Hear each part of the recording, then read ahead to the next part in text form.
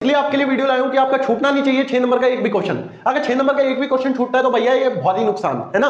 तो वीडियो को भाई अंत तक देखते रहें और पूरा क्लियर एक एक पॉइंट को देखें और एक एक पॉइंट को अपनी कॉपी में नोट डाउन कर लें ताकि आप एक भी क्वेश्चन को मिस ना करें।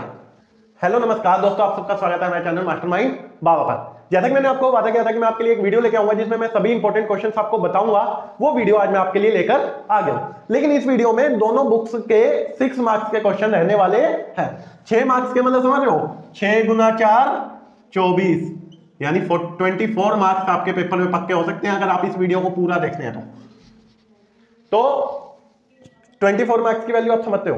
देखो ज्यादा टाइम भी नहीं लगता सॉल्व करने में, है ना, और आसानी से 25 मार्क्स अगर गेन हो जाते हैं तो क्या चाहिए। देखो स्टडी होती है बच्चे दो तरीके से, एक होती है स्मार्ट स्टडी, एक होती है हार्ड स्टडी।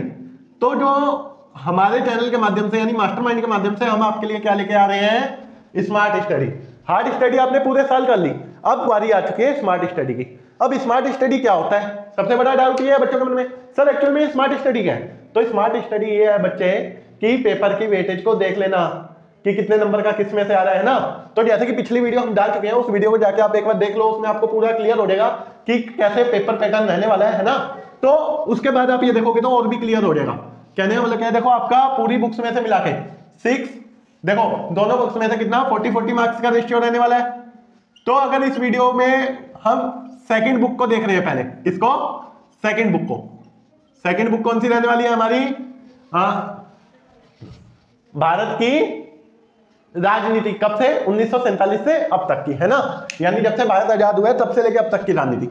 तो जब हम इस बुक को देख रहे हैं 40 मार्क्स का टोटल सिलेबस है। 40 में 6 4 10 2 12 6 18 4 22 22 6 22 और 6 कितना होता है 28, 28 और 8 36। अब यार ये क्या हो गया, इधर तो 40 मार्क्स लिखा था आपने, तो 36 कहां से रह गए। तो 36 और प्लस में 4 मार्क्स मैथ के, क्योंकि आपका सीबीएसई ने डन कर रखा है कि मैप इसी में से आएगा। हो गए ना 36 और 4 कितने हो गए 40, है ना। और इसी के साथ अगर सीबीएसई ने ऑप्शन दिया हुआ है कार्टून इस बुक में से भी आ सकता है, पहली में से भी। अगर कार्टून भी इसमें से आ जाता है, अगर कार्टून भी इसमें से आ जाता है तो हमारा मान लीजिए जाएगा कितना 32 मार्क्स का। और जब 32 मार्क्स का आता है तो 32 मार्क्स के क्वेश्चन रहने वाले हैं, है ना, जिसमें से ध्यान रखना कि अगर कार्टून दूसरे में से आ जाता है तो 36 रहेगा ये, यानी एक चैप्टर का वेटेज कम हो जाएगा अगर कार्टून इसमें से आता है तो। क्लियर हुई बात। तो देखो सबसे पहली बात, मैं आपको कार्टून के लिए भी एक अलग से वीडियो लाऊंगा, है ना, लेकिन पहले ये समझ लो। अब अगर इधर हम 36 या 32 कुछ भी लगा लें, है ना, दोनों ही ऑप्शन में, अगर मैं कार्टून इसमें से आता है तो 36 में से 12 नंबर हम सिर्फ और सिर्फ 4 चैप्टर को पूरे करके ला सकते हैं। कितने चैप्टर्स को, 4। अब बोलोगे ये कैसे। देखो सबसे बड़ी खुशखबरी है तुम्हारे लिए क्या, कि जब तुम पढ़ने जाओगे तो तुम्हें 6 नंबर के क्वेश्चन सिर्फ और सिर्फ chapter number 1, chapter number 4, chapter number 7 और चैप्टर नंबर 8 में से करने हैं। अब ऐसा क्यों, क्योंकि और किसी में से तो 6 नंबर का टोटल चैप्टर ही नहीं आ रहा, तो 6 नंबर का क्वेश्चन कहां से आएगा।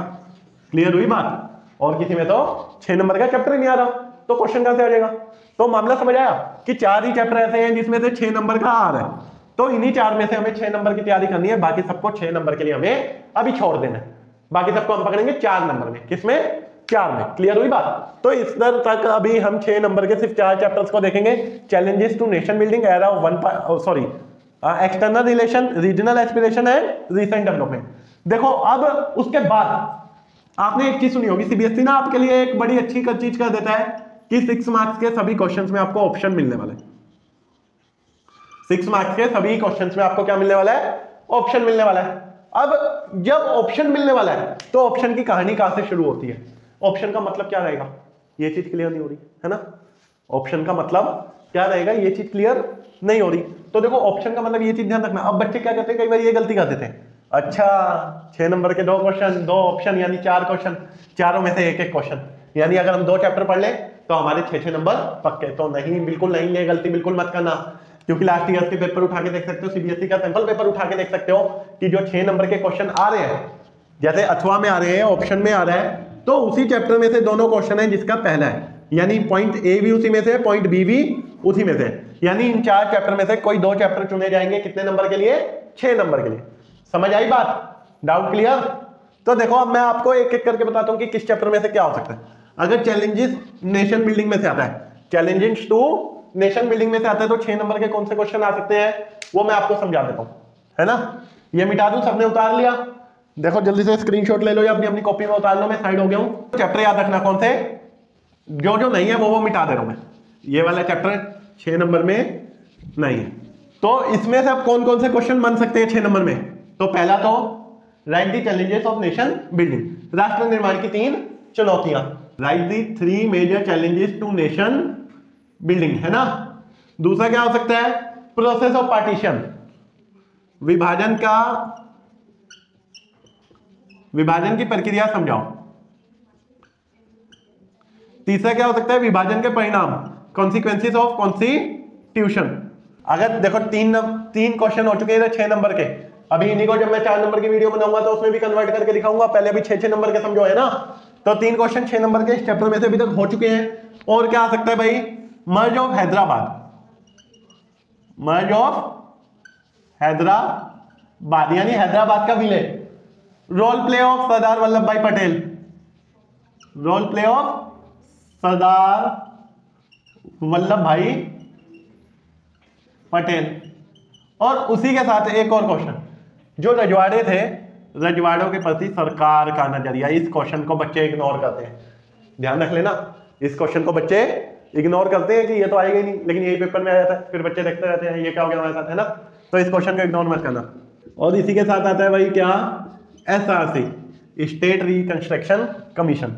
ये पहले चैप्टर में से कुछ क्वेश्चंस हैं जो 6 नंबर के आपके आ सकते हैं। अब देखो सबके आंसर्स, है ना, सबसे बड़ा मामला है सर हम आंसर्स कहां से लें, तो देखो आप अपनी बुक्स में से आंसर्स ढूंढो, है ना, जिसे नहीं मिलते वो कमेंट बॉक्स में कमेंट करो और हमसे आंसर पूछो। हर एक बच्चे की कमेंट पे पर्सनली ध्यान दिया जाएगा और हर एक बच्चे को कोशिश की जाएगी कि उसका आंसर आसानी से मिल जाए, है ना। तो आप एक एक करके किसी भी क्वेश्चन का आंसर हमसे पूछ सकते हैं। बाकी अभी थोड़ी सी प्रॉब्लम चल रही है, मेरे पैर में फ्रैक्चर हो रखा है, इस वजह से आपके लिए लाइव नहीं आ पा रहा मैं, है ना। तो जल्दी आपके लिए लाइव क्लास भी शुरू कर देंगे, उस टाइम तक आप इन क्वेश्चंस को ध्यान दें, है ना। अब सीधा आता है भाई एक्सटर्नल रिलेशंस में से, किसमें से, एक्सटर्नल रिलेशंस। एक्सटर्नल रिलेशंस में से क्या क्या आ सकता है, मन में डाउट है ना। एक्सटर्नल रिलेशंस में से क्या क्या आ सकता है, ये मन में एक बहुत बड़ा डाउट है। तो देखो एक्सटर्नल रिलेशंस में तो एक तो भारत की परमाणु नीति, क्या आ सकता है, भारत की परमाणु नीति यानी nuclear policy of India, nuclear policy of India. एक क्वेश्चन आ सकता है भाई भारत की परमाणु नीति के साथ साथ भारत की विदेश नीति की विशेषताएं, यानी the merits of Indian foreign policy, Bharat की विदेश नीति की विशेषताएं, ठीक है। और इसी के साथ 1-2 क्वेश्चंस और घूमते हैं इसमें से। क्या, एक क्वेश्चन घूम जाता है कि किसी भी देश की विदेश नीति समय के अनुसार बदलती रहती है, उदाहरण सहित स्पष्ट कीजिए।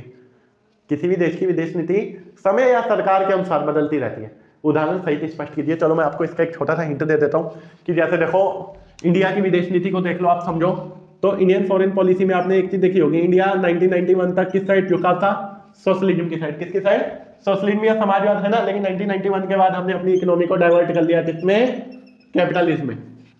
तो समय के अनुसार कहीं ना कहीं हमने अपनी विदेश नीति का रुख बदला ना। अब वर्तमान समय में अगर हम देखें तो हम भी पूरे विश्व की जरूरत के अनुसार यानी कैपिटलिज्म की ओर धीरे धीरे बढ़ रहे हैं, है ना। और हर एक सरकार का नजरिया भी अलग होता है। आप यूपीए और एनडीए का एग्जांपल लेके अच्छे से एक्सप्लेन कर सकते हैं। क्लियर हुई बात। अब इसी में से अगर हम आगे बढ़ते हैं, अच्छा एक क्वेश्चन मैंने यहाँ पे लिखा है कि भारत की विदेश नीति की विशेषताएं। तो भारत की विदेश नीति की एक विशेषता गुटनिरपेक्ष हो सकती है ना, किसी भी गुट में शामिल ना होना। संपूर्ण विश्व कुटुंबकम यानी पूरा विश्व एक परिवार, ये भी हमारी विदेश नीति की खासियत है। भारत की परमाणु नीति भी विदेश नीति की खासियत है ना। और किसी भी देश से युद्ध ना करने की और शांतिपूर्वक उसे सुलझाने की नीति भी एक हमारी विदेश नीति की बहुत बड़ी खासियत है। तो ऐसी कई सारी आप पॉलिसीज को लिख सकते हो इस आंसर्स में। क्लियर। तो यहां तक के 2 चैप्टर के क्लियर हुए। अब अगर हम आगे बढ़ते हैं, अगले में से देखो कांग्रेस सिस्टम में से नहीं आने वाला 6 नंबर का, चैलेंजेस टू डेमोक्रेटिक ऑर्डर में से भी नहीं आने वाला। अब सीधा आएगा हमारा किसमें से, रीजनल एस्पिरेशंस में से। किसमें से, रीजनल एस्पिरेशंस। अगर रीजनल एस्पिरेशंस में से आता है तो रीजनल एस्पिरेशंस में से देखो सारे ही टॉपिक मेन है। पंजाब भी बहुत मेन है, पंजाब ऑपरेशन ब्लू स्टार पूरा पड़ा होगा ना। उसके साथ गोवा मुक्ति, गोवा मुक्ति भाई पिछले साल आ गया था, हल्के में मत लेना, ठीक है। सिक्किम, ठीक है, और मणिपुर और असम का जो बाहरियों के विरुद्ध आंदोलन है ना, ये सारे क्वेश्चन इसमें से फंस सकते हैं जो मेन रहने वाले हैं, और 6 नंबर का आएगा, है ना। अब देखो अगली वीडियो में आपको ये भी बताऊंगा कि अगर आपने तो शायद 6 बोल लिए, लेकिन 4 में से तो 6 के आएंगे नहीं, अब जिसमें 6 का नहीं आएगा उसका क्या होगा, तो उसका भी तोड़ मैं आपको बताऊंगा। और इसी के साथ एक और क्वेश्चन आते हैं क्षेत्रीय आकांक्षाओं के सबक, lessons of regional aspirations. Clear. अब इसके बाद आ जाओ last chapter, recent development. Recent development में तो देखो लगभग गारंटी है कि आएगा ही आएगा 6 नंबर का, ये सोच लो लगभग 90-95% चांस है कि इसमें से तो 6 नंबर का आएगा ही आएगा। अब इसमें से आता है तो इसमें से 2 हैं। पहला तो है 5 रीसेंट डेवलपमेंट, 5 रीसेंट डेवलपमेंट है ना, और उसके साथ कौन सी ऐसी बातें हैं जिस पर भारत के सभी नेताओं की सहमति बनकर सामने आई। ठीक है, ये कुछ क्वेश्चंस हैं जो इस बुक में से रहने वाले हैं और आपके 6 नंबर के रह सकते हैं ना, और आ सकते हैं। देखो इसमें से आउट कोई 6 नंबर में आए ये मुझे बहुत मुश्किल लग रहा है ना। इन्हीं क्वेश्चंस को थोड़ा बहुत घुमा फिरा के ऊपर नीचे कर सकते हैं, लेकिन इससे अलग कुछ नहीं आने वाला इसमें से 6 नंबर का। तो आप इन सब क्वेश्चंस को अगर पढ़ लेते हैं तो कहीं ना कहीं आप अपने 12 नंबर पक्के कर लेंगे। और ऐसा ही अब मैं कंटिन्यू आपको बताता हूँ सेकंड बुक में से, है ना। जब मैं सेकंड बुक में से स्टार्ट करता हूँ तो सेकंड बुक में से भी आपको 12 नंबर ऐसे ही डन करने होंगे। यानी यहाँ पे आपको स्मार्ट स्टडी करनी होगी, हार्ड स्टडी करना है ना। तो जैसे कि दोस्तों मैंने अभी आपको सेकंड बुक के क्वेश्चंस बताए थे 6 मार्क्स के इंपॉर्टेंट क्वेश्चंस, वैसे ही मैं आपको फर्स्ट बुक के 6 मार्क्स के इंपॉर्टेंट क्वेश्चन बता दूं। देखो दोस्तों सबसे बड़ी बात है कि सेकंड बुक में से तो हमारे लिए ढूंढना बहुत आसान रहा था। क्यों? क्योंकि सिर्फ और सिर्फ क्वेश्चन थे कहां पे, 4 चैप्टर में से जो 6 नंबर के आ रहे थे। लेकिन फर्स्ट बुक में ऐसा नहीं है, फर्स्ट बुक में 6 चैप्टर है हमारे पास, जिसमें से पूरे 6 नंबर के आ रहे हैं। 6 36 है ना। बस एक चैप्टर छोड़े सीबीएसई वालों ने जिसमें से हम बचे आएंगे 6 नंबर की तैयारी से, वो कौन सा है हमारा, ग्लोबलाइजेशन या वैश्वीकरण। अगर देखो हम देखते हैं एक चैप्टर करके कि उसमें से 6 नंबर के आते हैं तो क्या आ सकते हैं, है ना। तो देखो भाई अगर 6 नंबर के आते हैं 2 ध्रुवीयता का अंत में से, देखो चांसेस बनते हैं इसमें से, तो इसमें से आ सकता है भाई सोवियत संघ के विघटन के कारण, सोवियत संघ के विघटन के परिणाम।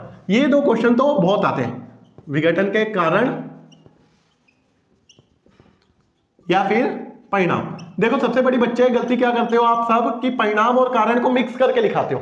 तो याद रखना परिणाम अलग याद करने, कारण अलग याद करने, दोनों मिक्स नहीं होने चाहिए आंसर में। क्लियर। और ऐसे ही अगर सेकंड क्वेश्चन आता है तो शॉक थेरेपी भी एक अच्छा टॉपिक रहेगा इसमें से 6 नंबर में, है ना। और उसके साथ साथ एक क्वेश्चन अलग से बन जाता है, एक क्वेश्चन अलग से बन जाता है कि सोवियत संघ के विघटन का भारत जैसे विकासशील देशों पर क्या प्रभाव पड़ा। यूएसएसआर के अगर ना आए समझ तो कमेंट बॉक्स में कमेंट करना, हम सारे आंसर्स भी आपको प्रोवाइड कराएंगे अगर आपको क्लियर नहीं होंगे तो, है ना। तो ये क्वेश्चंस हो गए कुछ सोवियत संघ वाले में से, है ना, यानी 2 ध्रुवीयता के अंत से। और अगर क्वेश्चन इसमें से ना बनके सत्ता के वैकल्पिक केंद्र में से बनता है, किसमें से बनता है, सत्ता के वैकल्पिक केंद्र में से, तो भाई सत्ता के वैकल्पिक केंद्र में से उम्मीद जगती है किसकी, या तो यूरोपीय परिषद किस प्रकार एक एक आर्थिक संगठन से, ईयू कैसे एक आर्थिक संगठन से, किससे, आर्थिक संगठन से राजनीतिक संगठन बन गया।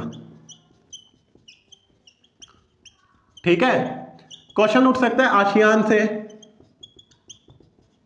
क्वेश्चन चीन से। देखो चीन बहुत महत्वपूर्ण मुद्दा रहने वाला है। 3 क्वेश्चन बन रहे हैं यहां से चीन के, एक तो भारत और चीन के संबंध, एक तो बन सकता है क्या, भारत और चीन के संबंध, और एक बन सकता है भाई भारत और चीन के संबंध के अलावा एक तो भारत और चीन के संबंध हो गया, है ना। एक क्वेश्चन बन सकता है कि चीन ने अपनी अर्थव्यवस्था का पुनरुत्थान कैसे किया, और इस क्वेश्चन को ऐसे भी घुमा के दे सकते हैं कि सोवियत संघ द्वारा समाजवाद से पूंजीवाद के लिए अपनाई गई नीति और चीन की नीति आपस में दोनों अलग है। यानी चीन द्वारा समाजवाद से पूंजीवाद की ओर अग्रसर होने की नीति शॉक थेरेपी से बिल्कुल अलग है, स्पष्ट कीजिए। इसमें भी आपको सेम आंसर लिखना है ना, यानी कैसे स्टेप वाइज स्टेप चाइना ने अपने आप को ओपन किया। और एक क्वेश्चन बन सकता है भैया यहां से क्या, कि जो चीन में आर्थिक सुधार हुए उसका फायदा चीन के हर वर्ग तक नहीं पहुंचा, स्पष्ट कीजिए। यानी चीन के आर्थिक सुधारों के नकारात्मक बिंदु आ सकते हैं, है ना। तो इतना क्लियर। ऐसा ही अगर हम समकालीन दक्षिण एशिया से आ जाए तो इससे भी 6 का बन रहा है। अगर इससे 6 नंबर का बनता है तो कहां उम्मीदें जगती हैं, तो एक तो श्रीलंका के जातीय संघर्ष पे, किस पे, श्रीलंका का जातीय संघर्ष। ये कई बार आया है ना, एथनिक कॉन्फ्लिक्ट। क्या चीज? एथनिक कॉन्फ्लिक्ट कई बार पेपर में आया है। और इसी के साथ एक क्वेश्चन आया था भाई, अलग से घुमा के थोड़ा था, कि दक्षिण एशिया के मध्य में स्थित है भारत। जो भारत है वो दक्षिण एशिया के मध्य में स्थित है। इस कारण भारत के सभी पड़ोसी देशों के साथ संबंध अच्छे नहीं है। उदाहरण देके स्पष्ट कीजिए। कोई 2 से 3 देशों का कम से कम एग्जांपल दे देना। Pakistan India, Pakistan Bangladesh, Pakistan Nepal, Pakistan India, Bangladesh India, Nepal और इंडिया, है ना। 3 देशों का एग्जांपल देके बता देना क्या क्या थोड़ी बहुत खटास हमारी बनी रहती है। क्लियर हुई बात? तो इस तरीके से इसके भी क्वेश्चन क्लियर। और अगर अब अंतरराष्ट्रीय संगठन में से बनते हैं 6 नंबर के तो क्या चांस बनेंगे? अगर इंटरनेशनल ऑर्गेनाइजेशन में से 6 नंबर का बनता है तो क्या चांस बनेंगे? तो यहाँ पे चांस बनते हैं भाई, एक तो अंतरराष्ट्रीय संगठनों की आवश्यकता, बड़ा ही सिंपल क्वेश्चन है। अगर तुम्हारी किस्मत बहुत अच्छी हुई तो यही बन जाएगा सीधा, है ना। लेकिन ये थोड़ा मुश्किल है ऐसा बनना, क्योंकि बच्चों का पेपर तो है नहीं, सीबीएसई तैयार कर रही है ना। लेकिन एक उम्मीद लगा लेते हैं। उसके अलावा अगर उम्मीद लगाएं तो हम बन सकता है क्या? अंतरराष्ट्रीय संगठन एक ही है इस टाइम पे दुनिया में, वो है यूएनओ। यूएनओ के सभी अंगों की व्याख्या। और उसके बाद आपने सुरक्षा परिषद के बारे में पढ़ा होगा। और सुरक्षा परिषद का स्थायी सदस्य बनने के लिए क्या चाहिए होती है भाई? सुरक्षा परिषद का स्थायी सदस्य बनने के लिए कुछ मानदंड सुझाए हैं। किसने? यूएनओ ने। वो मानदंड कौन से हैं और क्या भारत उन मानदंडों को पूरा करता है? ये क्वेश्चन बन सकता है। इसी प्रकार अगर हम सुरक्षा में से आते हैं, किसमें से? सुरक्षा टॉपिक। सुरक्षा में से भाई 3 क्वेश्चन बड़े मेन है। पहला तो आता है पारंपरिक अपारंपरिक सुरक्षा में अंतर। क्या आता है? पारंपरिक अपारंपरिक सुरक्षा में अंतर। Traditional security and non traditional security में डिफरेंस। दूसरा आता है क्या? भारत की सुरक्षा नीति के प्रमुख 4 घटक। भारत की सुरक्षा नीति के प्रमुख 4 घटक बताइए। ये क्वेश्चन भी कई बार 6 में आया था। और सबसे बड़ा मुद्दा है आज के टाइम का कि आतंकवाद किस प्रकार मानवता की सुरक्षा के लिए खतरा है, स्पष्ट कीजिए। फिर आपको इसमें आंसर कैसे लिखना है सुन लो।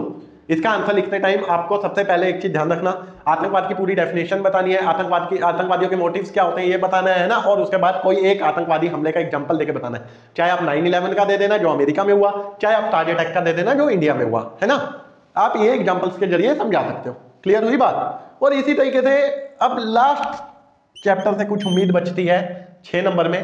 तो एक बचती है कि वर्तमान समय में पर्यावरण चिंता का एक सबसे बड़ा मुद्दा है। आज की डेट में हम पर्यावरण की चिंता क्यों करें, क्या रीजन से हम पर्यावरण की चिंता करें, है ना। तो वर्तमान समय में पर्यावरण चिंता का एक प्रमुख मुद्दा है, स्पष्ट कीजिए या कारणों की व्याख्या कीजिए। ठीक है। उसी के साथ पृथ्वी सम्मेलन, right about the earth summit, है ना। और उसके साथ अगर एक आए तो साझी संपदा परंतु अलग अलग जिम्मेदारियों का सिद्धांत, common property but different responsibilities. और एक और क्वेश्चन जो बहुत मेन है, जो कई बार पेपर में रिपीट हुआ है कि भारत द्वारा पर्यावरण को बचाने के लिए उठाए गए कदमों की व्याख्या कीजिए। क्या क्या क्वेश्चन बताए भाई? पर्यावरण में से 4 क्वेश्चन हो गए। पहला क्या हो गया? पहला हो गया वर्तमान समय में पर्यावरण चिंता का एक अपरिहार्य विषय है, स्पष्ट कीजिए, या वर्तमान समय में हम पर्यावरण की चिंता क्यों करें। उसके साथ दूसरा क्या हो गया भाई? दूसरा हो गया साझी संपदा परंतु अलग अलग जिम्मेदारियां। तीसरा हो गया पृथ्वी सम्मेलन। चौथा हो गया हमें भारत द्वारा पर्यावरण को बचाए जाने के लिए उठाए जाने वाले कदम, है ना। यानी भारत ने पर्यावरण को बचाने के लिए क्या क्या अंतरराष्ट्रीय स्तर पर कदम उठाए, ये क्वेश्चन पूछ सकता है। यानी इस बुक के भी मैंने आपकी 6 मार्क्स की समस्या को कर दिया दूर। अब देख लो यार, अगर थोड़ी सी भी इच्छा हो तो जल्दी से वीडियो को शेयर कर दो, है ना। और चैनल को सब्सक्राइब कर दो और बेल आइकन प्रेस कर दो ताकि यार नेक्स्ट वीडियो आपको जल्दी से मिल जाए। अब हमारे चैनल पे इको और अकाउंट्स का भी सिलेबस बहुत जल्दी स्टार्ट होने वाला है क्लास 12 के लिए, है ना। तो देर मत कीजिए, अपने उन फ्रेंड के साथ भी शेयर कीजिए जो आपके कहीं ना कहीं कॉमर्स में है ना। आर्ट्स वालों के साथ साथ आप कॉमर्स वालों के साथ भी शेयर करो ताकि उनका भी फायदा हो सके। तो जल्दी से भाई सब्सक्राइब कर दो, बस इतना ही बोलूंगा, है ना। तो ठीक है, मिलते हैं नेक्स्ट वीडियो में जिसमें मैं आपको बताने वाला हूँ 4 मार्क्स के क्वेश्चन। ठीक है, कि दोनों बुक्स में से अगर 4 मार्क्स के क्वेश्चन निकाले तो कैसे निकल सकते हैं और क्यों निकल सकते हैं। देखो कैसे के साथ साथ मैं आपको क्यों का भी रीजन बताऊंगा, है ना। क्योंकि कैसे पे आप कैसे उम्मीद कर सकते हो, क्यों पे उम्मीद होनी चाहिए ना। क्लियर होगी बात? तो धन्यवाद वीडियो को पूरा देखने के लिए।